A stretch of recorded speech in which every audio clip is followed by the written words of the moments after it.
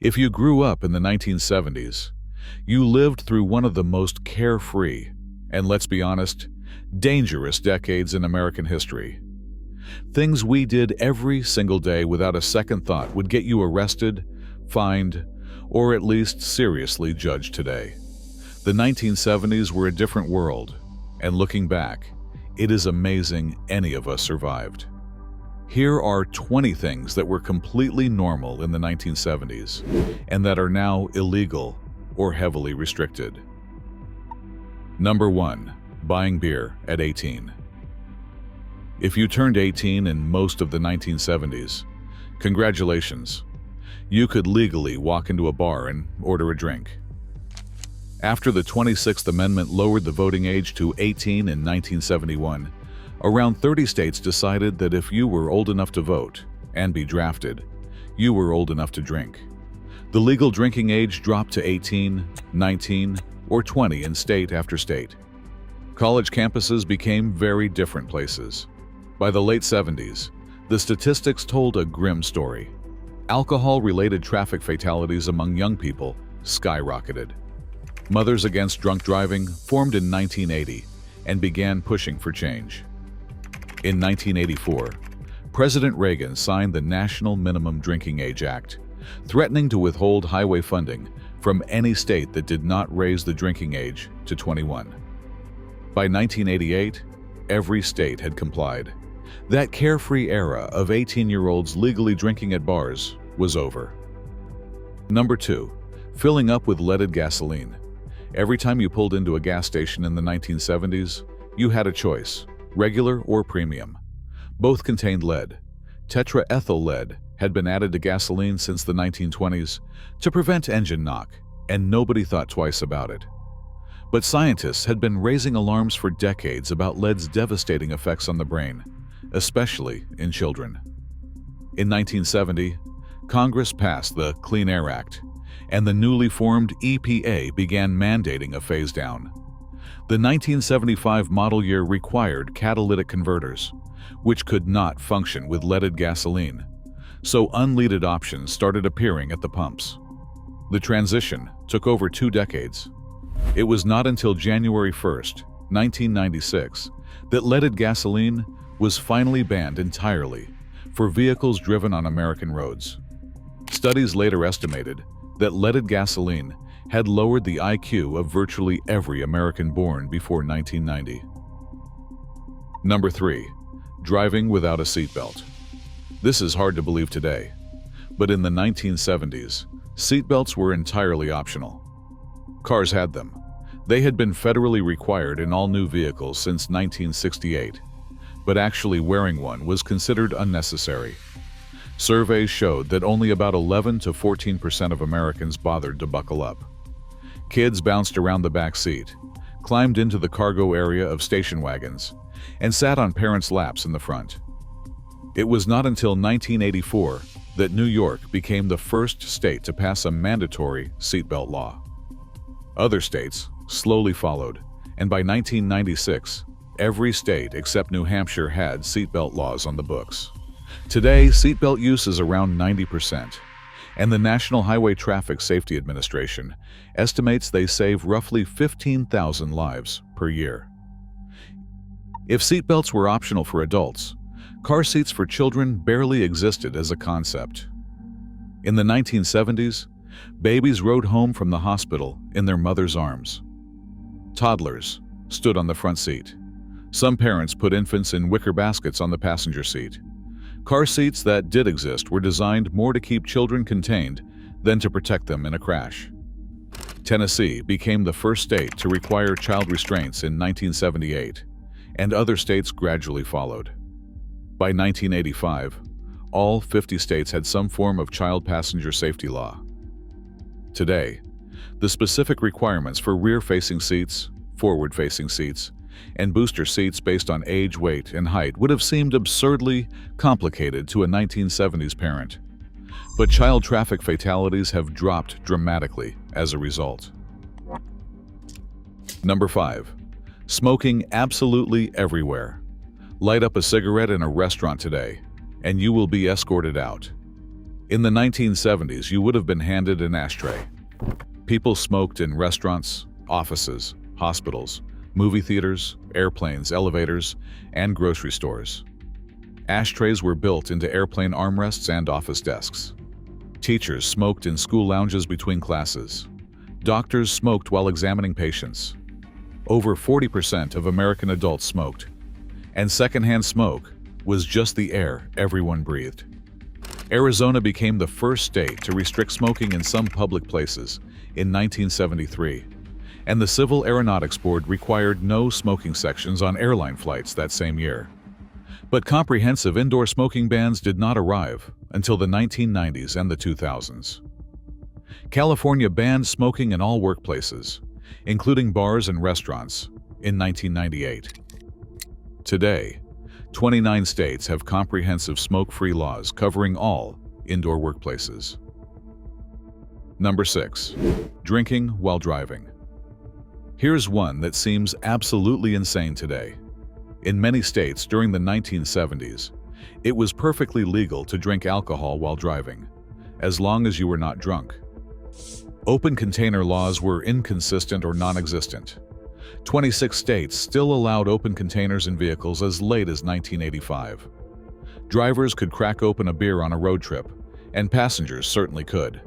The blood alcohol concentration limit that counted as drunk was often 0.15%, nearly twice today's 0.08% standard.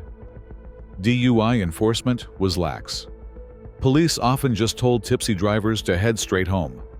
It took the activism of Mothers Against Drunk Driving, MADD, throughout the 1980s to change both laws and attitudes. By 1998, federal legislation pushed states to adopt open container laws, and the 0.08% blood alcohol concentration standard became nationwide by 2004. The casual attitude toward drinking and driving that defined the 70s is hard to comprehend now. Number 7. Cigarette commercials on television. If you watched television in the 1960s, you saw the Marlboro Man, the Virginia Slims woman declaring, "You've come a long way, baby," and cartoon characters promoting cigarettes during prime time. Tobacco companies were the single largest product advertisers on television in 1969. But the Surgeon General's 1964 report linking smoking to cancer had started a slow, regulatory response. On April 1, 1970, President Nixon signed the Public Health Cigarette Smoking Act, banning cigarette advertisements from radio and television. The last cigarette commercial ever aired on American television ran at 11:59 p.m. on January 1, 1971, during The Tonight Show with Johnny Carson, a Virginia Slims ad squeezed in during the final legal minute.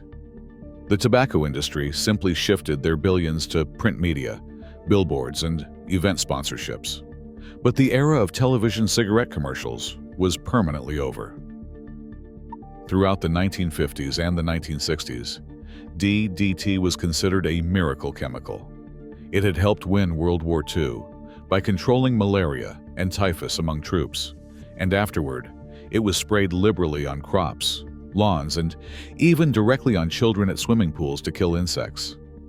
Trucks rolled through neighborhoods, spraying clouds of DDT while kids played in the mist. Then came Rachel Carson's groundbreaking 1962 book, Silent Spring, which documented DDT's devastating effects on wildlife, particularly birds whose eggshells were thinned to the point of collapse. The bald eagle nearly went extinct.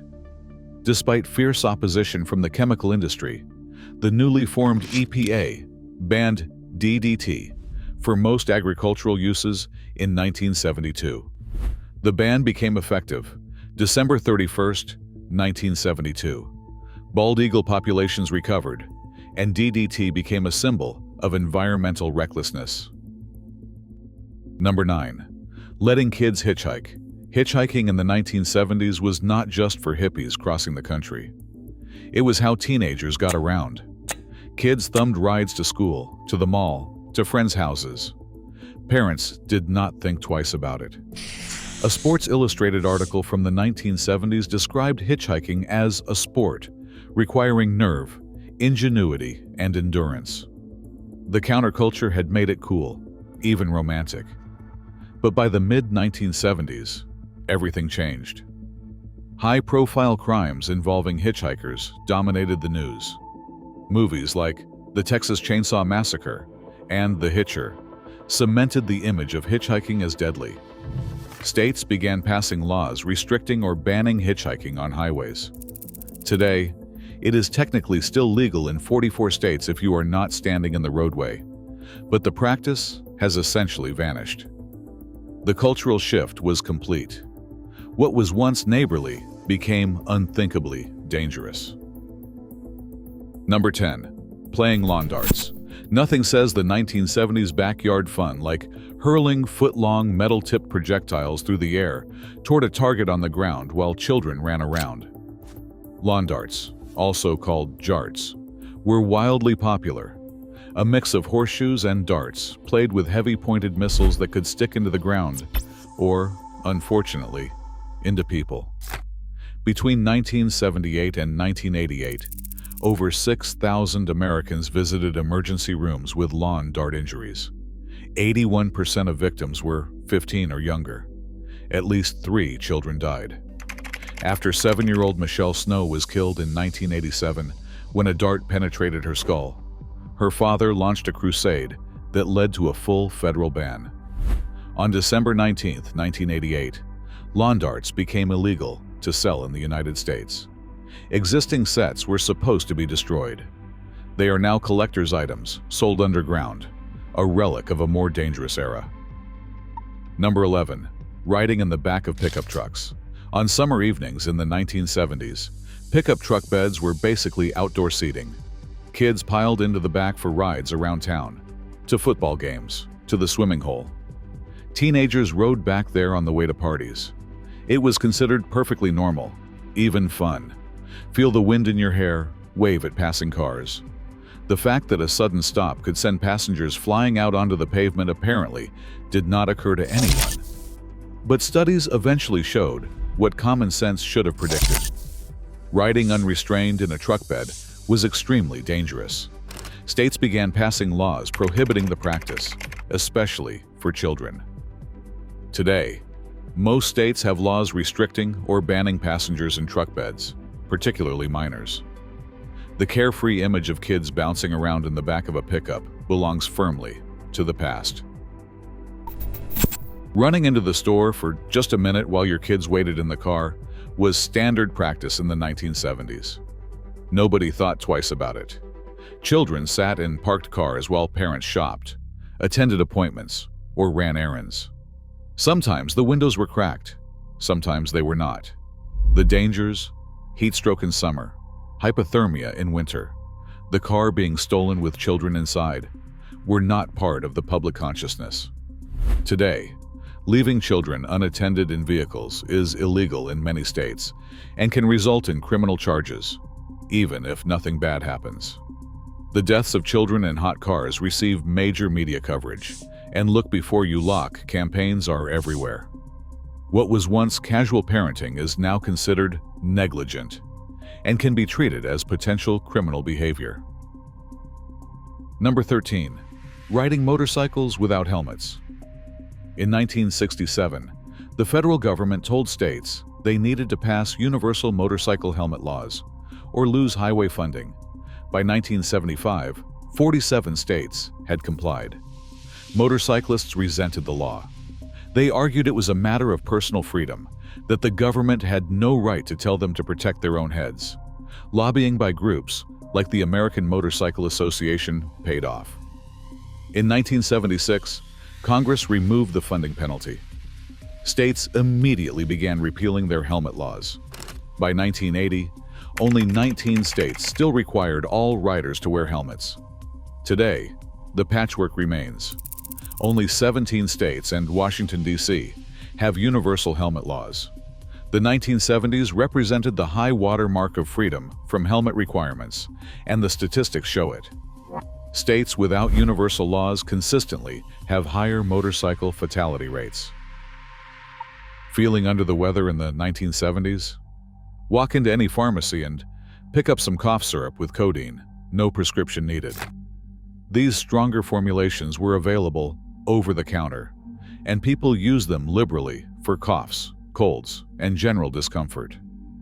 The addictive potential of codeine was not widely publicized, and regulations were minimal.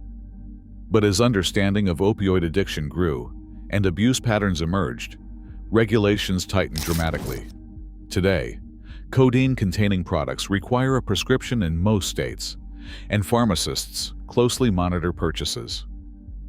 The casual availability of opioid-containing medications that characterized the 1970s is now viewed as part of the foundation of the addiction crisis that would explode in later decades. Number 15. Gender-segregated help wanted ads. Open a newspaper in the early 1970s and flip to the classifieds. You would find two separate sections: help wanted, male, and help wanted, female. It was assumed that certain jobs were for men, management, skilled trades, and professional positions, and other jobs were for women, secretarial work, nursing, and teaching. This explicit gender segregation in job advertising was legal and standard practice. The Civil Rights Act of 1964 had prohibited employment discrimination, but enforcement took time. The Equal Employment Opportunity Commission ruled in the early 1970s that gender-segregated want ads violated federal law. Newspapers slowly complied, merging their classified sections. By the mid-70s, separate listings had largely disappeared. Today, such explicit discrimination in job advertising is unthinkable, but it was normal business practice just 50 years ago. Asbestos was the wonder material of 20th century construction. It was fireproof, durable, and cheap. It went into insulation, ceiling tiles, floor tiles, roofing materials, brake pads, and thousands of other products. Construction workers installed it without masks or respirators. Homeowners tackled do-it-yourself projects with materials that contained asbestos. The hazards had been documented for decades in medical literature, but the industry suppressed and disputed the evidence. By the late 1970s, the truth could not be hidden. The EPA began banning certain asbestos products in 1973 and expanded restrictions throughout the decade. Today, asbestos removal is a specialized, highly regulated process requiring protective equipment and strict disposal protocols. Those of us who attended schools or worked in buildings constructed before the 1980s were likely breathing asbestos fibers without knowing it. Number 17. Boarding airplanes without security screening. Flying in the early 1970s meant walking up to the gate and getting on the plane. No metal detectors, no baggage screening, no identity checks. You could accompany loved ones right to the aircraft door to say goodbye. The problem was hijackings. There were so many in the late 1960s and early 1970s that they were almost routine.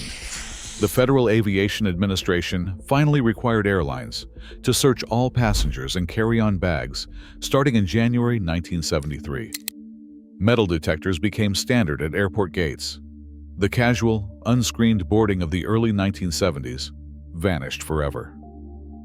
After September 11th, of course, security became exponentially more intensive, but the fundamental change from open access to controlled screening happened in the 1970s. Number 18. Disciplining students with paddles. Spare the rod, spoil the child was not just a saying in the 1970s. It was school policy. Corporal punishment was legal and commonly practiced in public schools nationwide. Principals kept paddles in their offices. Students were struck for misbehavior, talking back, or poor performance. In 1977, the Supreme Court ruled in Ingraham v. Wright that school corporal punishment did not violate the Constitution. But public opinion was shifting. States began banning the practice. New Jersey was first in 1867, but most states followed in the 1980s and later. Today, 31 states have banned corporal punishment in schools. But surprisingly, 19 states still permit it. However, its use has declined dramatically even where legal. A teacher paddling a student, once an unremarkable occurrence, would now likely make national news. Children on bicycles in the 1970s did not wear helmets. Period. The idea would have seemed absurd, overprotective, even embarrassing. Kids rode their bikes everywhere, jumped curbs, raced friends, and crashed regularly. Head injuries were just part of childhood. Bicycle helmets existed mainly for racing. The push for children's helmet laws began in the late 1980s, after studies showed helmets could reduce head injury risk by up to 85%. California passed the first statewide bicycle helmet law for children in 1987. Today, 22 states and hundreds of localities require helmets for young riders. The sight of a helmeted child on a bike, once non-existent, is now expected. Parents who let kids ride bareheaded risk judgment, and in many places, fines. In the 1970s, rivers sometimes caught fire. In 1969, the Cuyahoga River in Ohio had flames shooting from its surface, the result of decades of industrial dumping. Factories discharged waste directly into waterways, and the air in industrial cities was visibly polluted. Lake Erie was declared dead. The environmental destruction was so severe that it finally sparked action. The Clean Air Act of 1970 and the Clean Water Act of 1972 created federal authority to regulate pollution. The EPA began setting standards and enforcement mechanisms. Dumping industrial waste into rivers, once standard business practice, became a federal crime with serious penalties. The transformation was not instant, but American waterways gradually recovered. Rivers that once burned now support fish populations again. The 1970s marked the turning point from accepted industrial pollution to regulated environmental protection. Looking back at this list, it is striking how much has changed in just 50 years. Activities that seemed perfectly normal, even fun, are now recognized as genuinely dangerous. Substances we trusted were revealed as harmful. Freedoms we took for granted were restricted for good reasons. The 1970s were not worse times, necessarily, but they were certainly less regulated times. Those of us who lived through that era survived a lot of risks we did not even know we were taking. And while some might pine for the days of fewer rules and more personal responsibility, the statistics are clear. Americans today live longer, healthier lives because of the changes that began in the 1970s. We buckle our seatbelts, breathe cleaner air, and do not give our children lead poisoning from gasoline fumes. Progress does not always feel like progress when you are living through it. But comparing 1975 to today, the evidence is undeniable. Sometimes more rules really do mean more life.